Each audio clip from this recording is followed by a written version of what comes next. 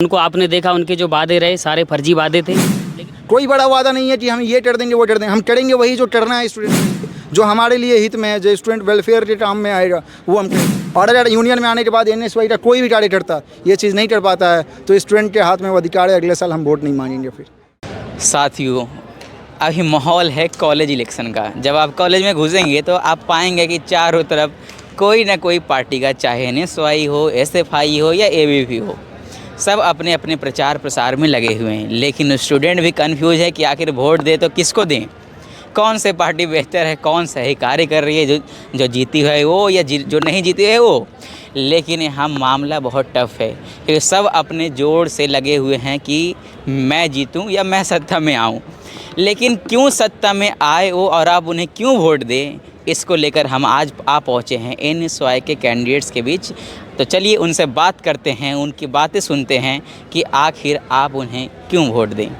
तो सर, ऐसा क्या इस बार आपने अपना मैनिफेस्टो में रखा है कि आपको ही स्टूडेंट वोट दें? मैनिफेस्टो के बारे में तो बाकी मेंबर्स बताएंगे, बट मैं जो personally as a student face किया हूँ वो बताता हूँ।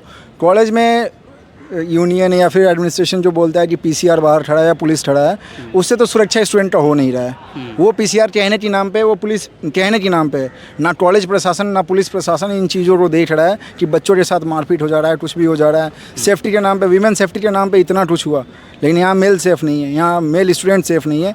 इन सभी चीज़ों को लेकर एनएसवाई की तरफ से मैं दावेदारी दे रहा हूँ। पानी जैसे मूलभूत सुविधाएँ हुए, विंडोज़ बंद रहता है, लाइब्रेरी बंद रहता है, इन सभी चीज़ों के लिए हम आवाज़ उठा रहे हैं। तो क्या लगता है कि यहाँ जो अभी वर्तमान में जो इलेक्टेड मेंबर्स है वो क्या इसके ऊपर काम नहीं कर रहे हैं, जो आपको अलग से आवाज़ उठाना पड़ रहा है? अगर वो काम कर रहे होते तो आज कॉलेज में दो पार्टी नहीं बनता। एबीवीपी के अलावा एसएफआई और एनएसयूआई अगर अस्तित्व में आया है तो कुछ कमी होगा उनके कार्यकाल में, इसलिए आया है। चलिए, तो जैसा कि आपने सुना कि दो और पार्टियां आ गई, लेकिन आखिर ये दो पार्टियां आई है तो आप एज ए एनएसवाई के टीम आप सभी हैं, तो आप ऐसा क्या खास करने जा रहे हैं कि स्टूडेंट जो है एनएसवाई को ही चुने, जबकि ऑलरेडी उसके लिए एबीवी एक अच्छा विकल्प हो सकता है? नमस्कार, मेरा नाम अंशुल अभिजीत है। आपने जैसे क्वेश्चन किया कि हम क्यों अस्तित्व में आए, बिल्कुल बहुत सारी समस्याएं हैं। अगर समस्याएं ना होती तो स्टूडेंट हमसे कनेक्ट नहीं करता। हमने उनकी समस्याओं की बात की और उस पर लगातार 1 साल से, वो चाहे आप फोटोकॉपी की शॉप देख लीजिए, या सेफ्टी को लेकर हो, या आपका कोई एडमिनिस्ट्रेटिव कंसर्न हो, सीसीटीवी को लेकर हमेशा सवाल जवाब उठता रहता है कि सीसीटीवी वर्किंग नहीं है, लगे तो हुए हैं। पानी की समस्या एक बड़ी समस्या है। वुमेन सेफ्टी, अभी 1 हफ्ते पहले मैंने अपनी टीम के साथ में गोकुलपुरी थाने में एक कंप्लेंट दर्ज कराई है, उसमें मेरा नाम भी है, नंबर भी है। 2 तारीख को कराई है वुमेन सेफ्टी। लेकिन वहाँ पे उसको इंश्योर कौन करे? हमारी जिम्मेदारी है क्या कि मैं अपने नाम से वहाँ पे कंप्लेंट कराऊँ? एडमिनिस्ट्रेशन क्या कर रहा है? और मेन चीज़ ये है कि बच्चा यहाँ पढ़ने आ रहा है, पढ़ने ही तो आता है, तो उससे एडमिनिस्ट्रेशन से सपोर्ट क्यों नहीं मिलता? जब नया बच्चा यहाँ पढ़ने आया, फर्स्ट ईयर का, किसी को नहीं जानता, किसके पास जाएगा? एडमिशन विंडो पे जाएगा, हेल्पिंग डेस्क पे जाएगा, लेकिन नाम पे बंद है, सारी विंडोज़ बंद है। क्यों बंद है? प्रिंसिपल मान लेते हैं कि एनएसवाई जीत जाती है, सभी छात्र आपको पसंद करके सत्ता में ले आते हैं, तो ऐसा आप क्या करने वाले हैं, या फिर क्या ऐसा नया एक्शन लेंगे जो अभी जो करंट जो पार्टी जीती हुई वो नहीं कर रही है? इंकलाब जिंदाबाद साथियों, मैं रामवरण तोमर एनएसयूआई का कार्यकर्ता। जैसा कि आपने क्वेश्चन पूछा उसके बारे में बताना चाहूँगा कि हमारा पहले से जब एनएसयूआई से हम जुड़े उस दिन से प्रयास रहा कि कॉलेज में जितने भी डूसू के लोग हैं, जो सीनियर लोग हैं, उनको लाया जाए जिससे कॉलेज का एडमिनिस्ट्रेशन और जो पुलिस प्रशासन है वो काम करे। और हमने शुरुआत से ये चीज़ें रखी, और जब कोई नहीं आया, मतलब इस कॉलेज में आप देखते हैं कि जो यूनियन अभी रूलिंग में है उसके प्रेसिडेंट इस कॉलेज में आए, उनको आपने देखा, उनके जो वादे रहे सारे फर्जी वादे थे। लेकिन हमने जो हमारे जो प्रेसिडेंट है रौनक भाई, उन्होंने जो वादा किया उसको पूरा किया। लेकिन आप एक चीज़ देख सकते हैं, डिक्टेटरशिप जो आप देश के लेवल पर बोल रहे हैं ना, वो कॉलेज लेवल पर कोई समझ नहीं रहा है। आप बताइए, एक वाटर कूलर वहाँ से आता है छात्रों के लिए, वो वाटर कूलर हमें अंदर नहीं लाने दिया जा रहा है। मतलब हम भी इसी कॉलेज के छात्र हैं, हम भी फीस भर रहे हैं। और एक आप जो अथॉरिटी है, जो जिनके पास ये रूल है कि वहाँ से वो ला सकते हैं ये चीज़ें, उन्हें यहाँ आने नहीं दिया जा रहा है।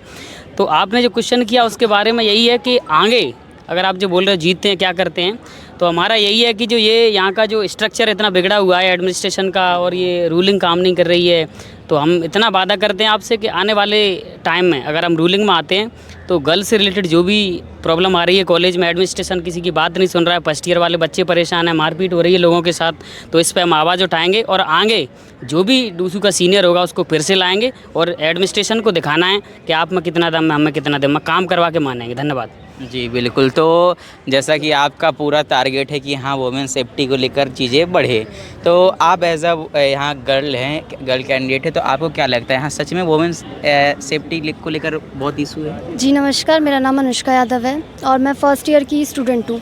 तो मैं जब से यहाँ पे आई हूँ तब से मैंने काफ़ी ऐसी न्यूज़ देख ली गर्ल्स सेफ्टी के उस पे भी कि यहाँ पे गर्ल्स की हैरेसमेंट हो गई, अपनी कॉलेज की लड़की थी जो कि, और यहाँ पे कई सारे और भी इशू हैं जैसे कि जो वॉशरूम्स हैं, वॉशरूम्स में पानी नहीं आता, और कैंटीन जो हो गई, कैंटीन में भी बैठने की जगह नहीं है, कुछ लोग खड़े होकर खाना खाते हैं।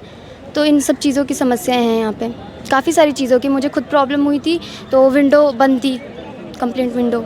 चलिए, तो आप लोगों ने तय किया है कि इस बार का आपका मैनिफेस्टो में क्या क्या मुद्दे हैं, किन चीज़ को लेकर आप आवाज़ उठाने वाले हैं आगे, और जीतने के बाद क्या क्या करना चाहेंगे आप? जीतने के बाद तो जैसे सबको ही बोलता है वीमेन सेफ्टी को लेकर, भाई मेरा कहना है वीमेन हो या मेल हो, दोनों का सेफ्टी मैटर करता है, क्योंकि स्टूडेंट दोनों कॉलेज के लिए है। समस्या तो लड़कों के साथ भी हो जा रहा है ना कॉलेज में। तो ये पहला मुद्दा, सेफ्टी रहेंगे तो पढ़ेंगे, सही रहेंगे तो। कॉलेज में क्लासेस बराबर नहीं होता है, रेगुलर क्लासेस होना चाहिए, लाइब्रेरी प्रॉपर खुलना चाहिए। एडमिनिस्ट्रेशन को सोचना होगा लाइब्रेरी क्यों बंद है। हमारा समस्या नहीं है कि वहाँ के स्टाफ स्ट्राइक पे बैठे हैं, हमें क्या है उससे, हम तो पढ़ने आए हैं।